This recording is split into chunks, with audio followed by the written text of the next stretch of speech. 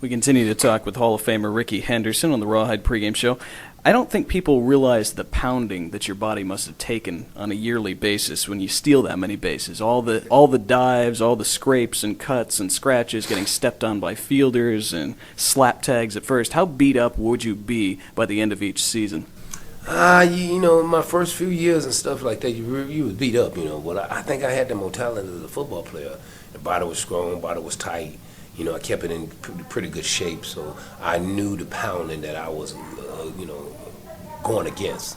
And as a football player, we takes a lot of pounding each and every time we go to practice, each time we be out there playing. So I think my body was accustomed to the pounding. And then after the first few years, you started learning different type techniques for us, saving your body instead of beating it up so much. So I learned a few techniques that, I was sliding, but I wasn't beating up my body. It was just like a skid type of slide. So it seemed like it helped me out over the years that came. Any other techniques besides that sliding technique that you learned? Yeah, it's a lot of times. You learn techniques of picking a pitch. You learn techniques for us. You getting a better jump and saving your body. You don't have to run as hard. You don't have to be guessing that you're gonna be out of safe. And it's just different techniques how to get a good jumps out there. What was your pregame routine? How did you prepare yourself mentally and physically before each game? I did all type of little thing. I come out, I meditate. Sometimes I come out, I do a lot of stretching. I was one of the guys that did a lot of stretching. Did a lot of stretching for us and making sure my body was loose and limbo and stuff like that. But mainly, I took it not the game as the day come. I needed something to throw my mind off something else. So, if you heard about me over the years, I was a card player guy. So it seems to relax me. If I didn't have nobody to play with me, I played by myself. I played a different type of game because mentally it's relaxing my mind. Rickey Henderson continues to talk with us. You were sometimes accused of hot dogging it in the outfield because of the way you caught fly balls. Do you feel like you were misunderstood in that sometimes? Oh, you always misunderstood, but it's a good story. So, the people write the stories, and it's a good story, and then people try to wonder what is it. It's mainly what they say hot dog because I had a snatch catch. I developed something that would have made had to bash the catch, and I developed a snatch catch, but I had to get comfortable with it. Everybody was a little afraid of it because they didn't want you to drop the ball, throwing the ball somewhere else. So I developed a way of being comfortable with it, and that's based on the practice each and every day. I'm trying to make sure you got the ball into your glove first. And were you trying to be an entertainer at the same time? I think we all entertainment. I think that's what the fans come out to see. I don't want to. I'm a fan myself, and I don't want to come out there and it's just a board game. Then I can go do something else. But if you got somebody out there they entertain you, they doing something there, and you attracted to it, so it's a good feeling. You were traded to the Yankees in the mid-1980s. What was it like to play for George Steinbrenner? To tell you the truth, it was really exciting to go there to just be a Yankee. George Steinbrenner wasn't the biggest thing for us being a Yankee. The name of being a Yankee, was most in pride. Because they was the big pride of baseball. They was the best team of baseball. They was the ultimate for us a team of being in baseball. So Billy Martin one that got me over there because when he was coaching with the A's and the way I played the game, he said, "Oh, you need to be a Yankee. You was a hard player. You was a Yankee." So I got the opportunity to go there with him and be a Yankee because he thought I was pride and I had the carrots of being a winner, and he thought a Yankee's always a winner.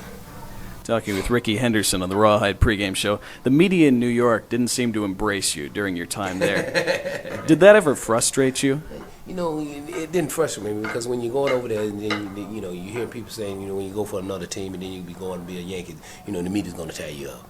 So you got to be able to be a great ball player or the media's going to tie you up. So, I had some ups and downs. I really had some ups and downs, but I had some great years with them. My ups and downs was, I pulled a hamstring. I tore a hamstring off, and it wasn't no belief that you couldn't get hurt. It wasn't no way you coming over here and you can get hurt. So all of a sudden, and then, I had these big legs, and they really couldn't find out exactly the problem. So, me to go, oh, he faking he don't want to play because they can't find out what the problem is. And then, it took us, about a month or something to being, as they say, dog about it, frustrated about it. See, and it hurted me basically because I wanted to be out there. See, when I got hurt, I never want to be on the bench. I don't care. They'll know that when I'm on the bench, I'm miserable. Yeah. So if I'm not out there playing, I don't want to come to the ballpark. So I can't go out there playing. Then you get it reading the meeting, they tearing you up apart, and then you going back and you working hard. See, I was a worker, so I'm working hard trying to get the leg back, But realistic, I was tearing the leg up. It was steady bleeding inside. And I'm thinking I'm healing it, but it's bleeding inside. Then when I get ready to go out and make this test, boom, it blow back out. What is the problem with the leg? I'm done. You know, and they go, oh no, and then I'm frustrated. And then we got a meeting. Then me and George Steinberger had a meeting, and because the meeting was blowing it out of proportion, and he didn't believe okay, Ricky, what is the problem? They say you fake it. They say if you don't want to play, then give me the contract back. I said I don't want to play, and I said okay, then this is the deal.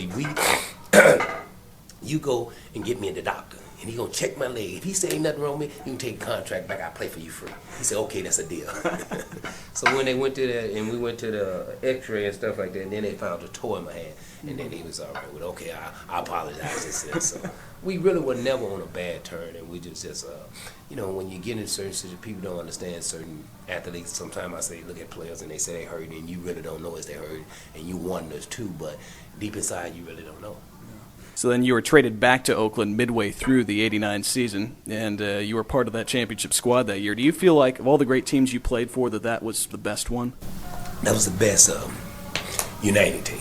The team that played together, team that respect one another, team that did a lot of things together. That's what's the best. You know, I had a great team with the Yankees, probably a better ball club, but being as close as being like a family, that was the team that I would say was my team as a family, that made you feel like you was a family, that pick you up when things was bad and carry you the other way until you got your stuff together. So I would say that's the greatest team that we played on basically because we was united together.